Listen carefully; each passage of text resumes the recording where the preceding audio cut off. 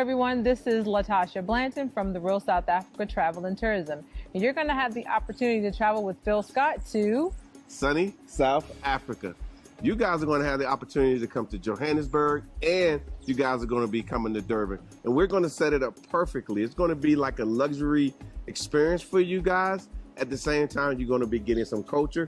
And of course, you're going to get an opportunity to talk to Phil, hang out with Phil, and get his views on Africa and South Africa. You're also going to get an opportunity to explore the lifestyles here that are available in South Africa. And we're going to do all that for you in an amazing 10 days. We do hope that you go to the website and book, because we do look forward to seeing you here. Absolutely. Our website is therealsouthafrica.com. Go there, scroll down. You'll see a picture of Phil, and just go ahead and book there. So we'll see you here in what we like to call sunny South Africa.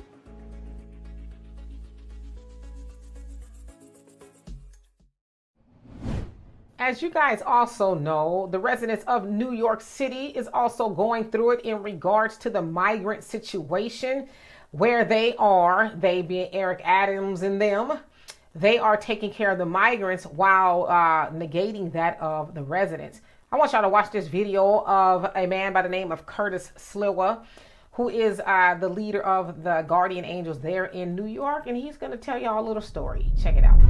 This says all you need to know about New York City 2024. Empty storefront, of which there are so many. Homeless individual behind us living in the streets. 1 block from the Roosevelt Hotel, where only migrants are permitted to stay, not our homeless people. I mean, it's to the point where it's like New York City is becoming a ghost land of empty buildings, empty brick and mortar retail establishments, and lots of our own homeless who are not being taken care of, but instead they're being housed migrants in a nearby Roosevelt Hotel. Shame on you, Eric Adams. Shame on you, Eric Adams. Shame on you. So as you saw there, he was standing in front of a building that seemed to be closed, as for lease or whatever, and he illustrated there was somebody who seemed to be homeless sleeping on the sidewalk, and he said not too far from there is the Roosevelt Hotel, which is being used as a shelter to house migrants. And so he's basically saying that New York City is turning into a ghost town because a lot of people really cannot afford to be there, and a whole host of other reasons, right? Now, he, being Curtis, did run up against that of now Mayor Eric Adams in the last mayoral election. Of course, he lost.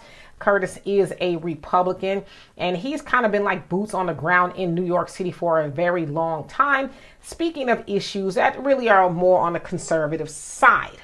Okay, so I took the liberty to look to see exactly what the economic situation in New York City is. Now, I should say that New York City has, from what they're saying, I think it's more, about 100,000 homeless individuals that are, sleeping in shelters or other places. Also, 53, and I think it maybe is even more, 56% of the homeless population is, you guessed it, Black. Now, it is said that as far as the rental situation there, how much it costs per month, ranges anywhere between $3,700 and $6,200 just for, rent. But the median price for a rental there in New York is about $4,000. Now, the average income of a person living in New York City ranges between $90,000 and $150,000.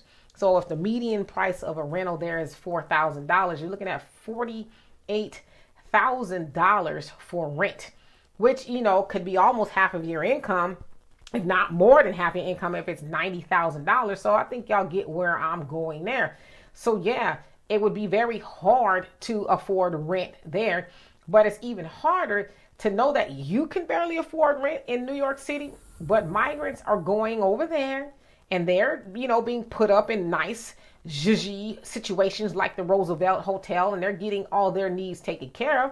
Now, I should say, in all fairness, Mayor Eric Adams did, he's not doing it as much anymore, try to challenge that of the Biden administration, basically saying, hey, this open border policy is of the Biden administration, and many migrants are coming in here.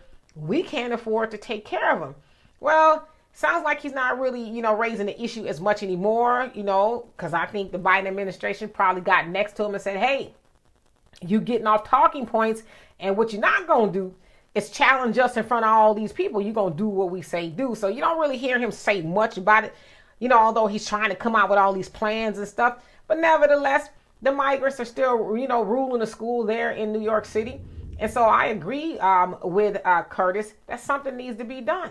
And as he said at the end of that video, shame on you, Mayor Eric Adams. This is taking place under your watch. Whether you like it or not, it is taking place. You don't have to spend all that money taking care of the migrants. You can say, you know what? Well, we're sorry that you got bussed here or you got put on a train, but we can't take care of y'all. Y'all gonna have to find something else to do. Now, I know for a while they were also giving the migrants one-way tickets, to go somewhere else. Now, I don't know how many of those migrants actually took them up upon it, but it sounds like it's still an issue there. But like Curtis said, here is a person who is homeless, who is more than likely a New Yorker. They're sleeping on the sidewalk. But if you mosey on down the road, they, being the migrants, they're living in the Roosevelt Hotel and other, nice accommodations where they don't have to, battle the brutal cold, because it's cold in New York City as we speak right now too. So something has got to give. But I'm going to say this to black people, since especially there in New York City, you are the majority, which black people are the majority of the homeless population everywhere in America. But speaking of New York City, y'all better start voting for them Democrats or anybody who does not have your best interest at heart. Now, again, because I know somebody in the comment section will say, well, what about the Republicans? The Republicans do not show up to black churches, do the Holy Ghost. They don't do all of that. The Republicans don't turn up the fish grease and serve fish to black people saying, vote for us. They're not doing all of that. It's the Democrats that are doing that, and they are leaving black people hanging until next election season, when it's time to roll out the campaigns of no voting, no voting, and, the twerking to the polls and all that other stuff. And I'm going to just say this, okay? I don't never, ever, ever want to see Saucy Santana and nothing speaking to black people about voting or nothing else. But that's just kind of came to my mind. But back to what I was saying, okay? The Republicans aren't doing that. It's the Democrats that are doing that to black people. So black people, because I want to say this.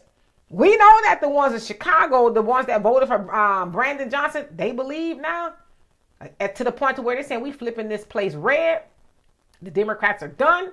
And I know the rumblings are starting to get louder and louder in New York City too. And black people all over the United States should take notes.